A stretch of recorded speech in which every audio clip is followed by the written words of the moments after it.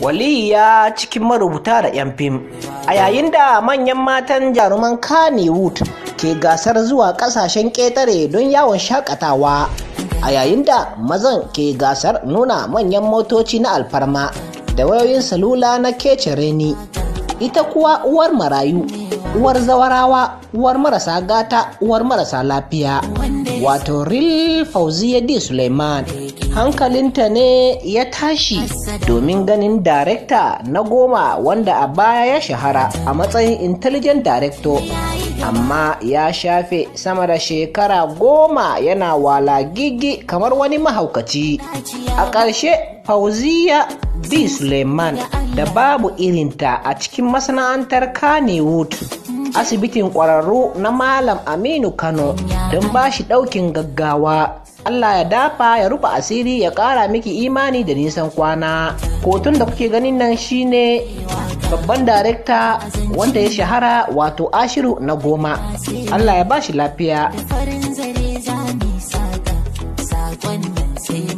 Ita uwantaka ta musulunci ai tana gaba da uwantakar fim.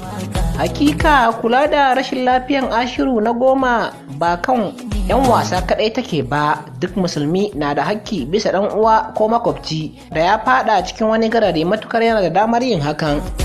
Idan wani musulmi ya yi posting yana kalubalantar 'yan wasan Hausa, yana yi ne ba don gyara ko kira ba, sai don tozarci da kure.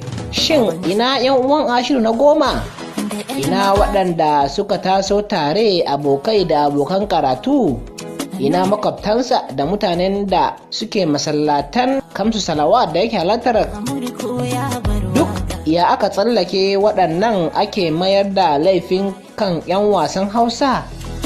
Ba gori ba, mutanen da Hadiza Gabon ke tallafawa a lokuta da dama da lokutan azumi 'yan wasan Hausa ne?